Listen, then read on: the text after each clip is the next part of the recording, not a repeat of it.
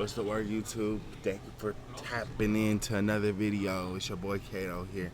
Today we're reacting to the kid who ruled 3/4 of the world. Think about that shit. Nigga had motion, for reals. But let's get into the video. Beijing, China. It's just after nightfall in the year 1908. A mysterious group leaves the Forbidden City. Servants, mounted imperial guards, the palace chamberlain. It's an official escort plus security detail. But they're not taking someone out of the city. It's China, right? They're on a mission to bring someone back. They travel north until they arrive at a red-gated mansion, the home of Prince Chun. He is not expecting visitors, but the imperial procession is not here for him. Hold up, chat. I'll be right back.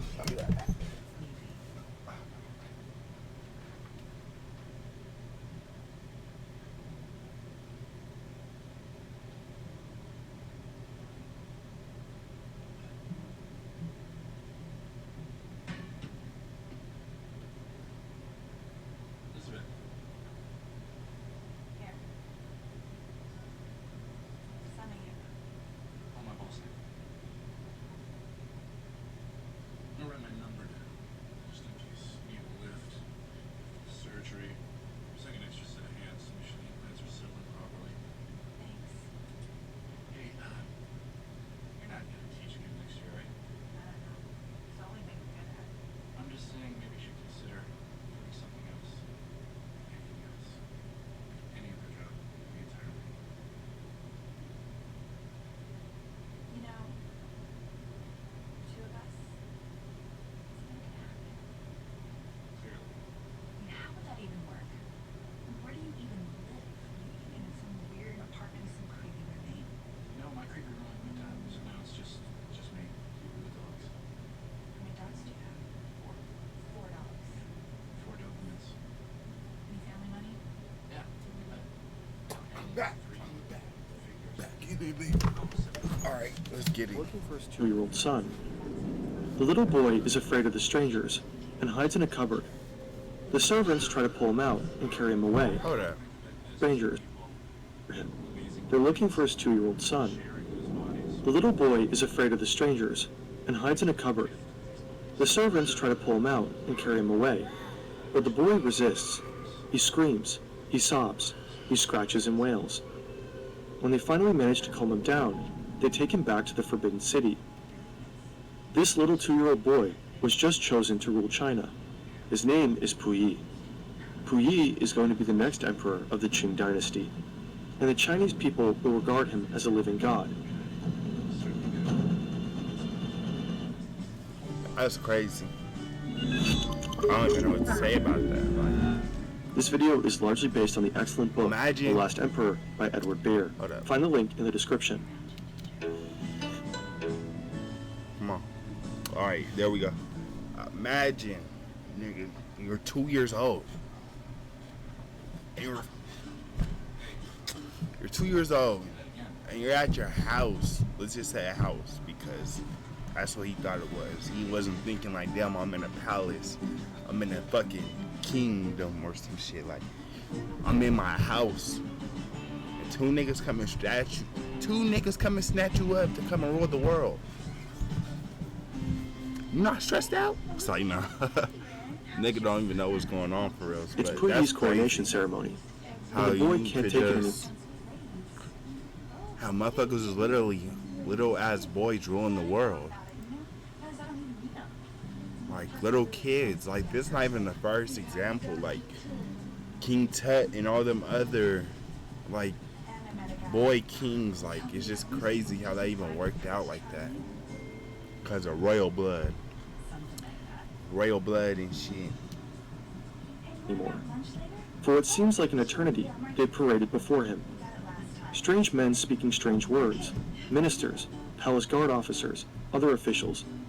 They approach and perform a ritual bow, kneeling 3 times and touching their heads against the ground 9 times. And the whole time he don't even know what the fuck's going on. A kowtow. Each man pledges his allegiance. words that mean nothing to the young boy. To the 2-year-old, it's incomprehensible and frightening. The one person who could soothe him, who would calm him down and make him feel safe, isn't there. His wet nurse. Puyi is not allowed to see his mother, and Nurse Wang is her replacement. She plays with him, breastfeeds him, sleeps next to him. She's his main comfort and favorite companion. But she has been excluded from the ceremony. Breastfeeds him. Puyi begins to fidget. Also, he's cold. The hall is freezing. He tells his father, Prince Chun, that he wants to go home. Then he starts crying. Prince Chun is desperate. No occasion could be more important than this. It must go well. He tries to soothe his son, saying that it'll be over soon. Those words may have comforted Puyi. To the palace staff who overhear them, though, they sound like a grim prophecy, not only about the emperor's reign, but about the fate of the Qing dynasty itself.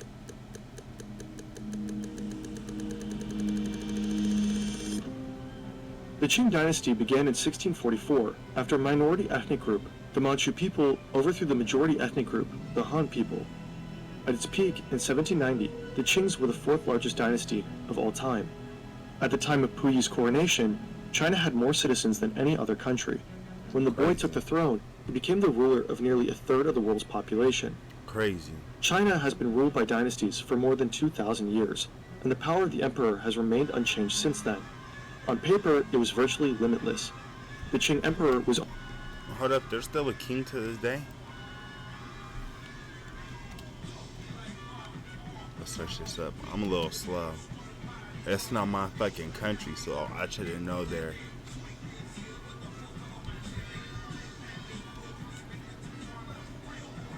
I shouldn't know their fucking shit. Their governments.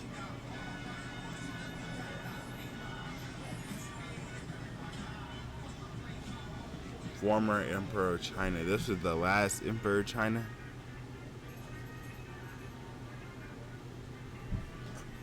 Hold up. You know what? I'm feeling a little slow. This shit just says 1790. Did it not? Remained unchanged since then.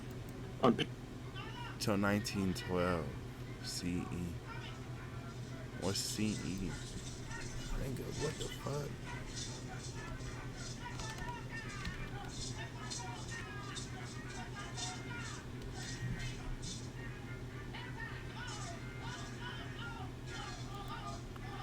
So 1912 was like the last China emperor is what I'm getting.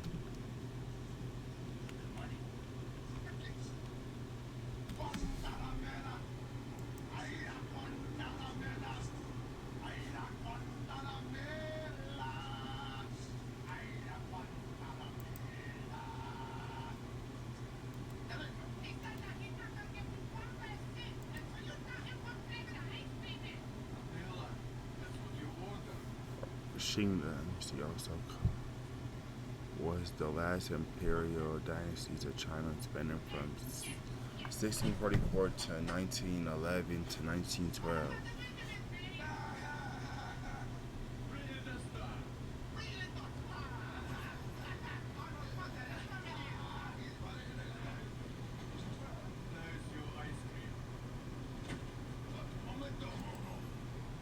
Damn, that's crazy. Why they didn't want to keep doing... Let me watch the video. Let me just watch the video, bro. I'm making this shit too long. Where is it at? On paper, it was virtually limitless. The Qing emperor was arguably the most powerful human being on Earth. But actually, China and its dynasty have been in decline for a long time. A series of internal power struggles have weakened the position of the emperor, leading to this one seemingly bizarre moment. But in fact, Puyi was not selected as emperor in spite of his age, but because of it. Huh. This is Tzu Chi, also known as the Dragon Lady. As a teenager, she was chosen to be a concubine of the emperor. After his death, she seized control of the empire and effectively ruled China for nearly 50 years as Empress Dowager. To maintain her power, she installed underage boys as puppet emperors. But as the last of them grew older, tensions arose. Now he is very ill. Tutsi knows he'll soon be dead. She is willing to do anything to hold on to power. After losing a war against Japan, China was in heavy debt. As a partial payment, Tzu Chi allows foreign forces to claim territory and valuable resources. China is weakened, the population oppressed. In the Forbidden City, a place of intrigue and conspiracy, Cixi is under massive pressure. Her health has been deteriorating. She urgently needs a new puppet. Technically, as long as Puyi is still underage, his father, Prince Chun, will be regent. He himself is loyal to Cixi. He's also incompetent, unlikely to outshine her. Exactly what she needs. After little Puyi has been seized from his home, everything seemed to be working out for her. The day after, as expected, the previous puppet emperor died. He was poisoned. But before Cixi can make her next moves, she too dies, and a 2-year-old sits on the throne. Of course, all of this is lost on Puyi. All he knows is that some important-looking people took him away from his mom, put him in a fancy robe, and are doing all sorts of strange things in front of him now. The reason is that he's no longer considered an ordinary toddler. From now on, to everyone he encounters, he's a living god. Yeah, that's crazy. Sitting there, devices and 3 years like later, that for years. Puyi is 5 years old now, and this is what a typical day of his might have looked like. Time to sit there and think He about opens shit his like eyes. He is on a massive kang, the platform bed where he sleeps every night, snuggled against Nurse Wang. Puyi must get dressed. Custom dictates that the clothes he wears must never have been worn before. Yesterday's outfit, his silk tunic, padded waistcoat, sable jacket, and fur-lined coat, has already been disposed of. that. Crazy. Of course, he's not going to dress himself. As with everything, New the outfits eunuchs every will take day. care of it. They are his servants. King shit. If you want to serve in the imperial court of the Qing dynasty, you have to become a eunuch. That means you have to cut off your penis, scrotum, and testicles. It would guarantee that the emperor is the only... Nigga, what? Who's going through with this shit? If you want to serve in the imperial court of the Qing dynasty, you have to become a eunuch. That means you have to cut off your penis, scrotum, and testicles. Especially at this time. They didn't have no pain medications or none of that numbing gel or any of that. Like, who's going through with this shit? Who's cutting off my balls and why? Like, no, I don't care. I'm be a regular nigga. Fuck it. It would guarantee that the emperor is the only fertile man in the palace. Therefore, every child that was born here had to be his. Like Fuck all male Qing subjects, that shit. eunuchs wear a queue. Only particular kind of Somebody gotta eunuch, take the eunuchs job, of the but imperial presence, still. were allowed to look at Puyi. I'm good. All others had to look at the ground or turn away. They had no beards, their heads were bowed, their voices were high, since most had been castrated before puberty. Since tradition dictated a person couldn't reach heaven if they weren't buried whole, the eunuchs carried their removed genitals at all times, What in the little fuck? jars filled with salt water. The emperor is hungry. At a signal, the eunuchs will Why immediately did they do that? remove genital. Since tradition dictated a person couldn't reach heaven if they weren't buried whole, the eunuchs carried their removed genitals at all Oh, times, that's in little crazy. jars filled with salt water. The emperor is hungry.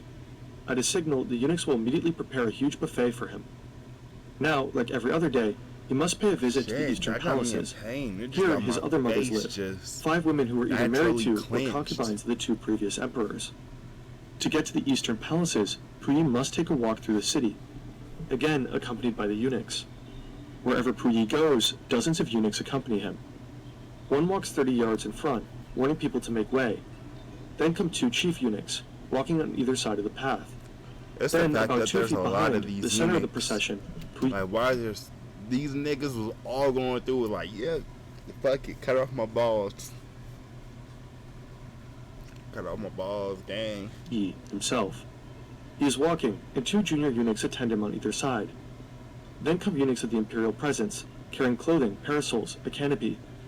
Then more eunuchs still, Because there's just carrying too many boxes of these cakes and niggas, like, delicacies. that's crazy. Then eunuchs of the imperial dispensary, and finally, at the rear, eunuchs carrying chamber pots and commodes. If along the way, Puyi realizes he needs to use the toilet, the eunuchs will be there, rushing forward with a chamber pot, and then rushing away with it to inspect the outcome. Crazy. Puyi arrives. According to ritual, each mother asks after Puyi's health, though whether they care is less clear. Wang Yu, for her part, believes little boys should be kept in good health by half-starving them. She holds considerable power over Puyi. She is the widow of Guangxu, Puyi's poisoned predecessor. Is that really She's a Prince picture of Chu's him? co-regent. Hold up. In a few years, she will banish Puyi's That's beloved him? Nurse Wang. Let me see. P-Y.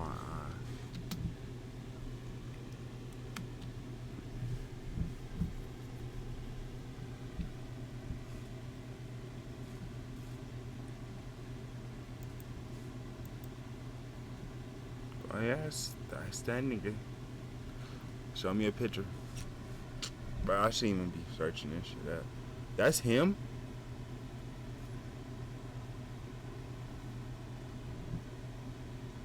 The last emperor. Oh shit.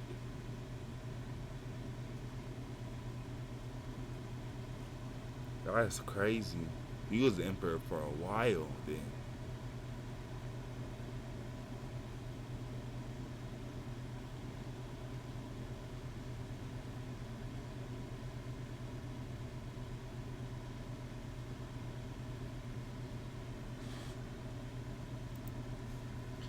He had children. Why? Is this her daughter? Is that why? There was no more male heirs to keep the fucking dynasty going? I remember she's.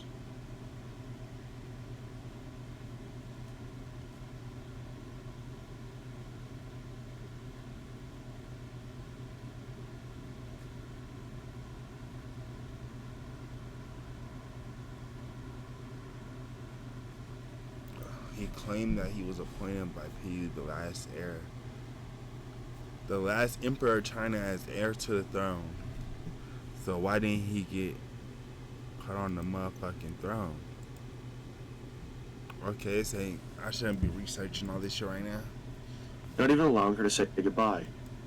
Though Puyi hates all of his mothers, he has a special hatred for Wang Yu. On the way back, Puyi is in a bad mood. Suddenly, he makes a decision. Two of the eunuchs offended him. It's not clear how, but either way, he wants them to be flogged. The two offending eunuchs are made to expose their bottoms. Two other eunuchs come forward, holding sticks. The eunuchs are beaten on the spot. Puyi watches, and there's delight in his eyes. Back at the Hall of Supreme Harmony, he listens as court officials drone on and on. Already. They speak of matters of state, providing information incomprehensible to the little boy.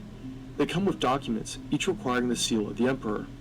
He applies the seal again and again and again, under the supervision of his tutors and the palace chamberlain. It's bewildering and terribly boring. As regent, Prince Jun holds the real power and makes the real decisions. But the seal must be applied by the hand of the emperor. At last, after hours of talk and ceremony, Puyi is free. He wants to be entertained.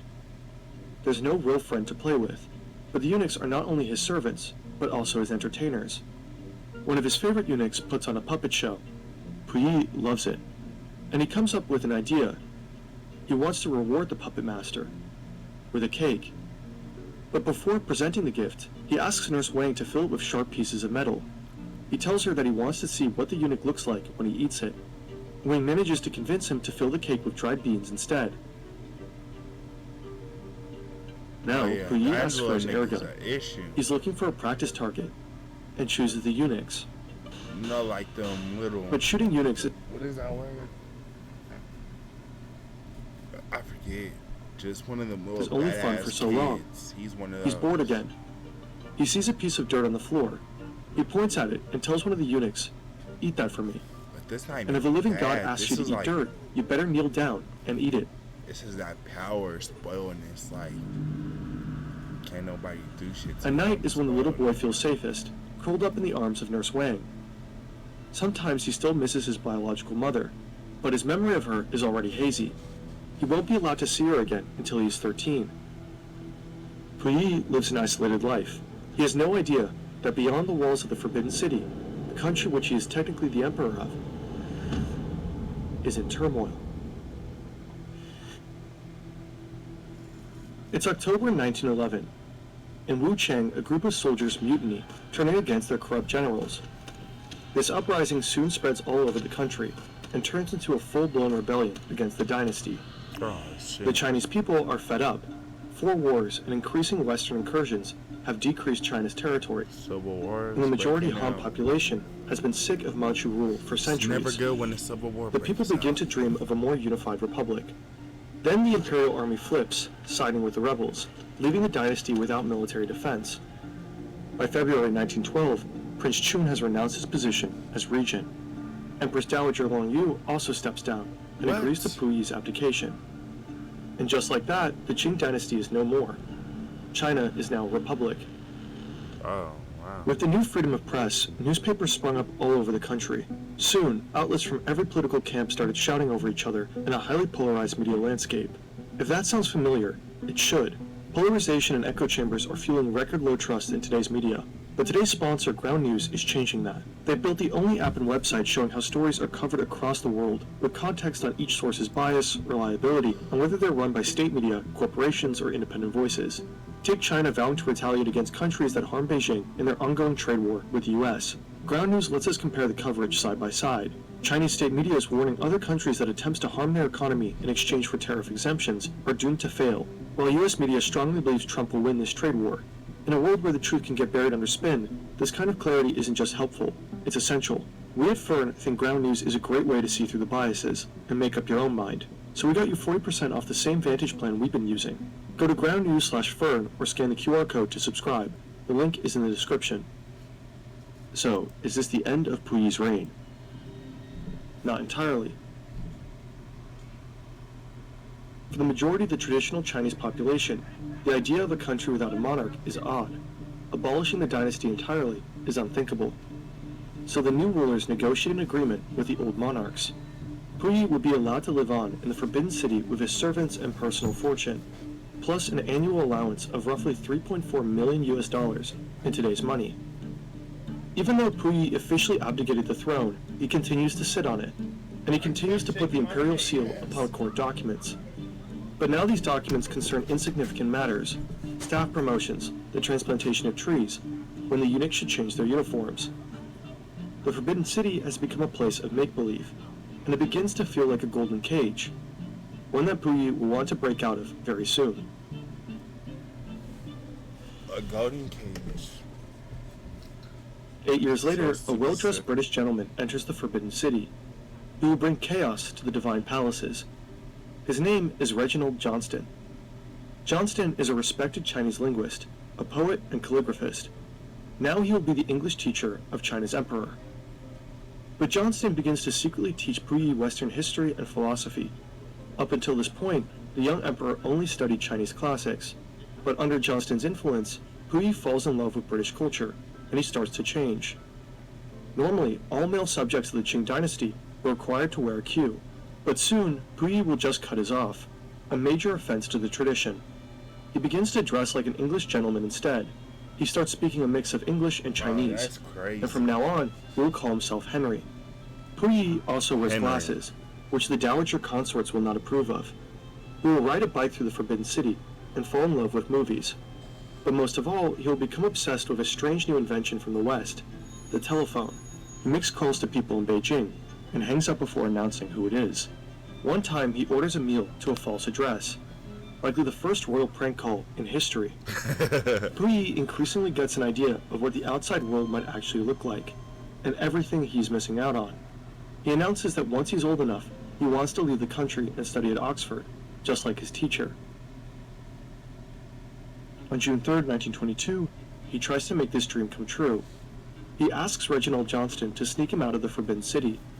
But Johnston, the man who'd planted all these dreams, and Old-time influence, it goes a long way, especially on a little kid, like 2 years old or 3, 4, like it just influence and what is it? Just influence and shit, just you could change a whole kid's mindset and anything, just change the way they move, change the way they look at you at an early age. Like, what was I watching? What was I watching when I heard about that kid, man? I'm forgetting. But that shit's just crazy. Puyi's head refuses. If Puyi were to leave, Johnston would lose his position, with all its perks and status. Puyi has no one else to help him escape, and though he doesn't fully realize it yet, he's being entrapped even further. The dowager consorts, who also depend on him for their livelihood, have figured out a way to make escape impossible. Puyi faces a decision. He must choose a bride. His only guide, these 4 photographs, selected by the Dowager consorts. He is 16 years old. The pictures are small, the faces of the women difficult to see. He draws a circle around one that looks pretty.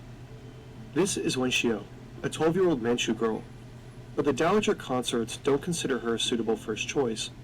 She's an aristocrat, but she's too poor to be empress. He chooses again. This time he points to a 15-year-old girl from a prominent rich family. The Dowager consorts are pleased. Her name is Wang Rong. 2 tiny pictures. One will be his wife, one will be his consort. 16 to 12 He's encouraged to is point to crazy. other pictures to choose secondary Nice. consorts, but Puyi 13, refuses. 15, 16, One that's is 5 enough. years, 4 years. I'm The stuck. pictures he selected are taken away. He won't see either girl until his wedding night. What the fuck? A couple of months later, just after the wedding, Puyi is with his empress wife for the first time. Him being king comes with a whole bunch of stipulations from. It's like he's being controlled still, even though he's king. Like that shit don't make no sense. You feel me? It does, but it doesn't. And that shit will bother me too. He has no experience with women. Now, on his first wedding night, he's supposed to consummate the marriage. But he doesn't know how. No one told him how this works. He panics and runs away. Puyi didn't consummate his marriage then, and it's probable he never did. When asked many years later, Puyi's little brother said the ex-emperor was found to be biologically incapable of producing children. This may have been literally true, but some historians speculate that this was a euphemism, that Puyi was, in fact, homosexual. Oh god. I think like dudes. The years after Puyi's abdication are years of chaos. The first Chinese premier declares himself emperor. A few weeks later, he abdicates.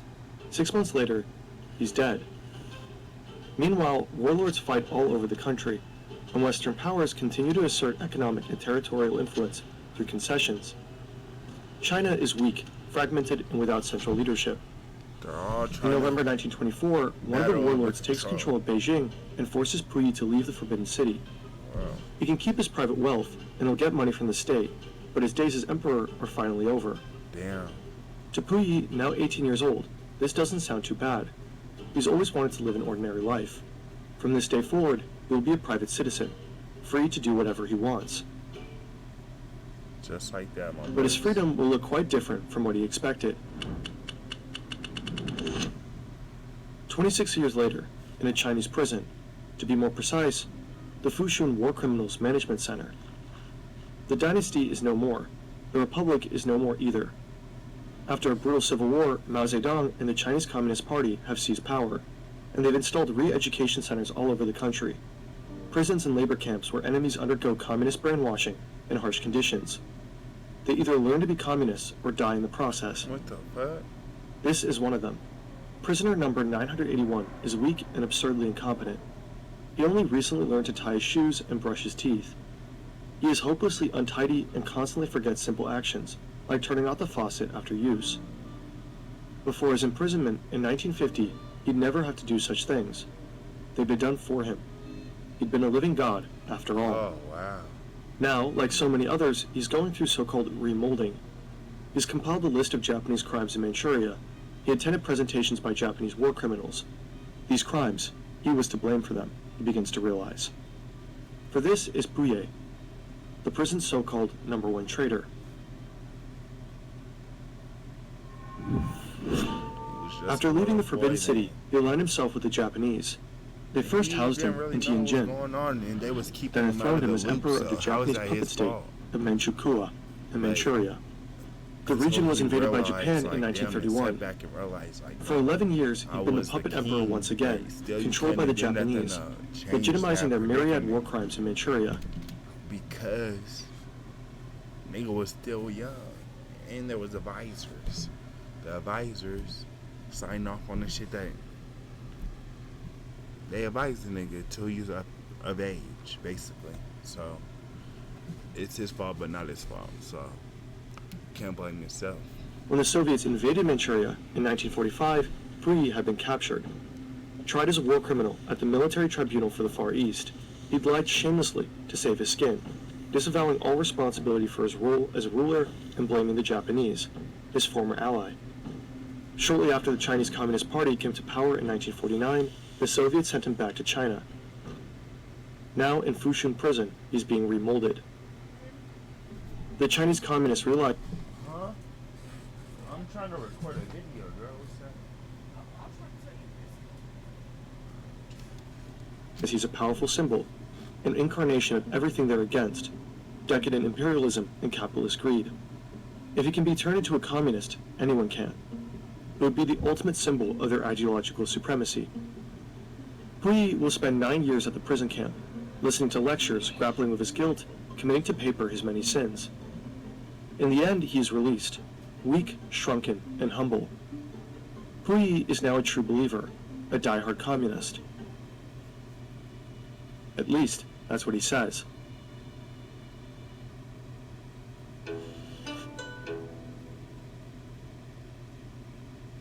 After being released from prison, Puyi moved in with his sister in Beijing. One time, he even worked as the tour guide in the Forbidden City, the place where he was once crowned the emperor of the fourth largest dynasty in human history, Crazy. ruling over a third of the world's population. A private citizen at last, Puyi eventually took a job as a gardener, working quietly among the plants. It seemed that Puyi at least found some sort of freedom. Throughout his life, he has worn many faces. As a toddler, he was traumatized by a sudden kidnapping. As a boy, he took pleasure in torturing innocent servants. As a teenager, he dreamed of becoming an Oxford student. As Emperor of Manchukuo, he was complicit in horrendous crimes against humanity. And as a prisoner of Manchukuo, as a teenager, he dreamed of becoming an Oxford student. As Emperor of Manchukuo, he was complicit in horrendous crimes against humanity. And as a prisoner, he was repentant and humble. He died on 17 October 1967. Crazy. The life of a fucking 2-year-old emperor. Alright, YouTube, thank you for tuning into the video. Don't forget to like and subscribe. Everything helps your boy out. It's the mid-90s. Kids See you in the all next over Europe one. are thrilled